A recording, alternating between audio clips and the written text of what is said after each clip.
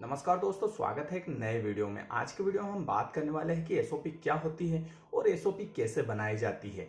कई कमेंट्स मुझे comment box में आते थे कि एसओपी क्या होती है, एसओपी कैसे बनाते हैं। इसके ऊपर एक सेपरेट वीडियो बनाइए दोस्तों। तो आज मैं आपको बताऊंगा कि एसओपी क्या है और कैसे बनाई जाती है, और हम साथ में एक एग्जाम्पल भी लेंगे, एक बिजनेस का एग्जाम्पल लेंगे जिस पर हम अलग अलग डिपार्टमेंट की एसओपी कैसे बनाते हैं उसके बारे में भी समझेंगे। तो इस वीडियो को शुरू से लास्ट तक देखना दोस्तों, और ये आपकी फरमाइश के ऊपर बनाया जा रहा है। दोस्तों, मेरा नाम है श्रवण कुमार चंदेल और आप देख रहे हैं Shravan Kumar Chandel motivational and business coach channel. तो आइए देख लेते हैं। दोस्तों, सबसे पहला सवाल यही आता है कि एसओपी होती क्या है, क्योंकि कई लोगों को पता नहीं होता है कि रियल में एसओपी क्या है। और दूसरी बात, फिर हमारा सवाल आता है कि इसको बनाए कैसे, एसओपी को डेवलप कैसे करते हैं, क्रिएट कैसे करते हैं। तो सबसे पहले सवाल का हम जवाब देख लेते हैं कि एसओपी क्या है। तो दोस्तों, मैं बता दूं, एसओपी स्टैंडर्ड प्रोसेस जो आपके बिजनेस के लिए स्टैंडर्ड ऑपरेटिंग प्रोसेस होती है, जिसके तहत आप अपने बिजनेस को एक प्रोसेस के तहत डेवलप करते हैं।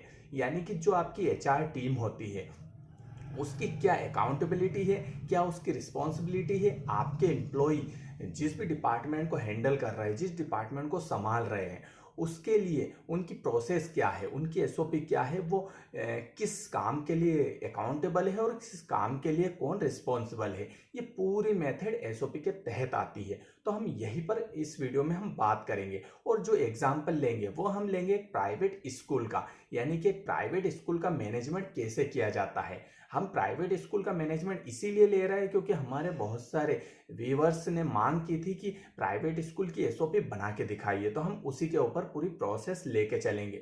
लेकिन ध्यान रखिए, ये एक एग्जाम्पल है प्राइवेट स्कूल का। अगर आप प्राइवेट स्कूल के अलग भी कुछ और बिजनेस करते हैं, लाइक किसी भी चाहे मैन्युफैक्चरिंग बिजनेस हो, या फिर कोई सी सर्विस टाइप बिजनेस हो, या फिर प्रोडक्ट टाइप बिजनेस हो, तो उस सभी के लिए ये एसओपी आपकी काम करेगी। साथ ही आप अगर किसी टाइप का दुकान या स्टोर चलाते हैं तो उसके लिए भी ये प्रोसेस काम करेगी। सिंपल आपको डिपार्टमेंट चेंज कर देना है। तो आइए देख लेते हैं। तो एसओपी आप समझ गए, एसओपी क्या है। एसओपी जो आपके बिजनेस है उसको एक प्रोसेस के तहत बनाने की एक विधि होती है, जिसके तहत कि आपके हर एक एम्प्लॉय को उनके गोल और रोल पता हो, मतलब कौन रिस्पॉन्सिबल कौन अकाउंटेबल सब पता हो। उसी को हम एसओपी का नाम देते हैं। ठीक है। अब हमारा दूसरा सवाल आता है कि इसको बनाएं कैसे। तो दोस्तों देखिए, एसओपी बनाने के लिए आपको एक एम्प्लॉय की टीम होना आपके लिए बहुत ज़्यादा ज़रूरी होती है। आपके पास एक एम्प्लॉय की टीम होना चाहिए। आपके पास अच्छे जितने भी डिपार्टमेंट हो उतने आपके पास एम्प्लॉय होना चाहिए, क्योंकि अकाउंटेबल बनाना है और एक रिस्पॉन्सिबल बनाना है, और इसके लिए आपके एक पास टीम होना जरूरी है। तो अब हम एक एग्जाम्पल के तहत समझ लेते हैं कि कैसे आप एसओपी बनाते हैं। जैसे एक प्राइवेट स्कूल की एसओपी आपको बनाना है। आपको पता है कि प्राइवेट स्कूल में एक हेड होता है, मतलब जो पूरा स्कूल का मैनेजमेंट करता है, और उसके नीचे पूरी टीम होती है टीचर उनकी, जो उस स्कूल का मतलब अलग अलग विषय को पढ़ाते हैं। अब ये तो बात हो गई कि एक कॉमन जो एक रेशो चलता है उस हिसाब से कॉमन प्रोसेस की। अब हम स्कूल में बहुत सारे डिपार्टमेंट होते हैं, बहुत सारे काम भी होते हैं, उनको कौन हैंडल करेगा। जैसे कि मैं एग्जांपल बताता हूँ कि जैसे आपके पास एक एचएम पद है, मतलब जो एचएम का पूरा काम करेगा, पढ़ाई से रिलेटेड काम देखेगा। दूसरा एक एचआर का डिपार्टमेंट होता है जो नियुक्ति वगैरह करता है नए टीचर को भर्ती करना, किसको बाहर करना, किसका कैसा रिकॉर्ड है उसको मेंटेन करना। इसके बाद सरकारी काम बहुत सारे आते रहते हैं आपके पास, उन सरकारी कामों को कौन करेगा। इसके अलावा प्राइवेट काम बहुत सारे अशासकीय कार्य भी बहुत सारे रहते हैं, जैसे कि लाइक मैपिंग करना, या फिर रजिस्ट्रेशन करना, या फिर किसी का एडमिशन करना, या किसी टीसी निकलाना, ऐसे बहुत सारे काम रहते हैं। इसके अलावा प्रेयर करवाना रहता है, गेम्स खिलवाना रहता है, स्कूल को क्लीन एंड साफ सफाई वाला रखना है, और इसके अलावा समय पर परेड लगे। इसके अलावा बहुत सारे ऐसे छोटे छोटे डिपार्टमेंट होते हैं। अब आपको करना क्या है, इन सबकी एसओपी बनाना है। इसी टाइप से अगर आपका एक दूसरा बिजनेस है तो उसके लिए भी आप एसओपी बना सकते हैं। लाइक जैसे आप अगर एक सर्विस दे रहे हैं कोई सी प्रोडक्ट की, या फिर एक जैसे प्रोडक्ट मैन्युफैक्चर करते हैं, तो जैसे सप्लाई चेन होती है आपकी, कि जैसे अगर सपोज कि कच्चा माल कौन लेके आएगा, रॉ मटेरियल कौन लेके आएगा, जो उस अराउंड जो आर R&D होती है, उसकी R&D पर कौन टीम काम कर रही है, इसके बाद सेल्स टीम अलग होती है, इसके बाद मार्केटिंग अलग होती है। तो ये सब बहुत सारे डिपार्टमेंट होते हैं।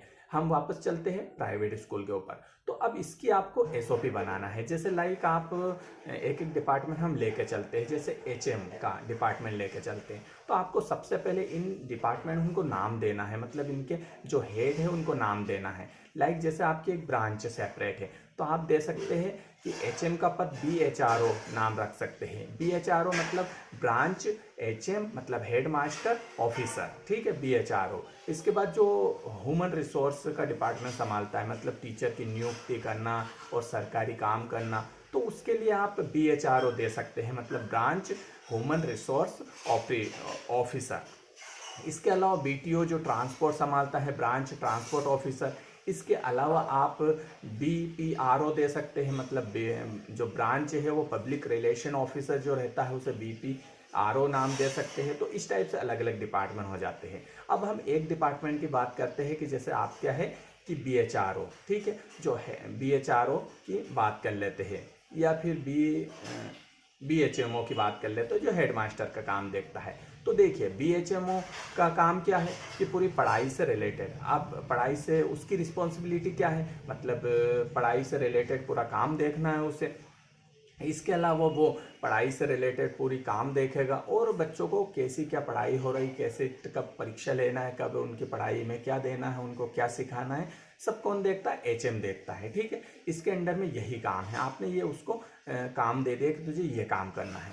इसके बाद अब आपकी इसको SOP बनाना है। तो देखिए SOP में हमें 4 चीज़ों का ध्यान रखना है। SOP बनाने के लिए सबसे पहले हमें देखना है अकाउंटेबल कौन है, एक अकाउंटेबल होना चाहिए, एक दूसरा रिस्पॉन्सिबल होना चाहिए, तीसरा होता है कंसल्टेड कि कोई प्रॉब्लम आ जाती है तो किससे सलाह लेना है, और चौथा होता है इन्फॉर्मर कि किसको इन्फॉर्म करना है। अब जैसे अकाउंटेबल मतलब जो उस काम को कौन कर रहा है वो अकाउंटेबल हो गया कि वो उस काम को कर रहा है। इसके बाद रिस्पॉन्सिबल मतलब इस काम को करवा कौन रहा है, रिस्पॉन्सिबल कौन है। अगर कोई काम में गड़बड़ी आती है तो जवाबदेही कौन किसकी बनती है, तो वो रिस्पॉन्सिबल हो गया। तीसरा आता है कंसल्टेड, अगर इस काम को कोई करने में प्रॉब्लम आ रही तो किससे सलाह ले सकते हैं, मतलब इस फील्ड का एक्सपर्ट कौन है, तो कंसल्टेड हो गया। इसके बाद इन्फॉर्मर मतलब किसको इन्फॉर्म करना है हमें, वो काम हो गया तो जो रिस्पॉन्सिबल है वो किसको इन्फॉर्म करेगा। जैसे ये इन्फॉर्मर कौन बन सकता है, जैसे जो स्कूल का मालिक होता है वो इन्फॉर्मर बन सकता है, या तो फिर जैसे आपकी बहुत सारी ब्रांच है तो जो हेड डिपार्टमेंट है वो रिस्पॉन्सिबल बन सकता है। तो इस टाइप से आपको रिस्पॉन्सिबिलिटी तय करनी है। अब हम बात कर लेते हैं HMO, BHMO की बात कर लेते हैं। तो BHMO मतलब branch HM head master officer. तो BHMO की बात करें तो जैसे पढ़ाई का पूरा काम, इस पढ़ाई का पूरे काम के लिए कौन अकाउंटेबल कौन है, तो बोले अकाउंटेबल वो जो टीचर है जो उस विषय को पढ़ा रहे हैं, जो बच्चों को शिक्षा दे रहा है वो अकाउंटेबल है, ठीक है भैया, अकाउंटेबल वो है। तो फिर इसके लिए रिस्पॉन्सिबल कौन है, मतलब बच्चों को सही से नहीं पढ़ाया, बच्चे फेल हो गए, टेस्ट में कम नंबर ला रहे हैं, या किसी की पढ़ाई खराब है, तो इसके लिए रिस्पॉन्सिबल कौन है, बोले रिस्पॉन्सिबल BHMO है, मतलब जो HM है वो BHMO रिस्पॉन्सिबल है। अगर ये टीचर सही से नहीं पढ़ा रहे तो जिम्मेदारी किसकी बनती है, उस BHMO की बनती है, क्योंकि तुझे रखा ही इसलिए HM बना के, यहाँ पर प्रिंसिपल बना के। ये बड़े स्कूल के लिए प्रिंसिपल भी यही होता है, ठीक है, इसी को प्रिंसिपल भी बोल सकते हैं। तो तुझे रखा है इसलिए तो तुझे यही काम करना है, तो रिस्पॉन्सिबल ये है। अगर टीचर नहीं पढ़ाएंगे तो गर्दन किसकी पकड़ी जाएगी, इस HM की पकड़ी जाएगी, क्योंकि रिस्पॉन्सिबल था। अब कंसल्टेड मतलब अगर पढ़ाई में कोई प्रॉब्लम आ रही, कोई सा विषय समझ में नहीं आ रहा है, तो किससे कंसल्ट कर सकता है, किसी तीसरे बंदे से जो इस सब्जेक्ट में एक्सपर्ट हो, तो उसको आप कंसल्टेड बना सकते हैं। इसके बाद आती है इन्फॉर्मर की। तो इन्फॉर्म किसे करना है, बोले किसी को भी जो स्कूल का मालिक है उसे बता देना है कि ये विषय कंप्लीट हो चुका है। तो इस टाइप से आपको SOP बनाना है। आप एक एग्जांपल और ले लेते हैं, जैसे आपको BHRO की बनाना है, ठीक है। BHRO मतलब ब्रांच ह्यूमन रिसोर्स ऑफिसर की SOP बनाना है। अब इसकी SOP कैसे बनाएंगे, तो देखिए जो BHRO के काम क्या होते हैं, जैसे कि सरकारी पूरे काम डिपार्टमेंट संभालना, जैसे सरकारी जितने भी काम होते हैं वो करना। इसके अलावा जो भी नए टीचर आते हैं उनकी नियुक्ति करना, पुराने टीचर को हटाना, किसको क्या उसका इंसेंटिव बना है, कौन अगले सत्र में किसको लेना है, तो ये सब काम किसका रहता है, बीएचआरओ रिकॉर्ड रखता है उसका। तो ये सब काम इसके। तो अकाउंटेबल कौन है इन सब काम के लिए, तो बोले अकाउंटेबल कौन है, तो अकाउंटेबल बीएचआरओ है।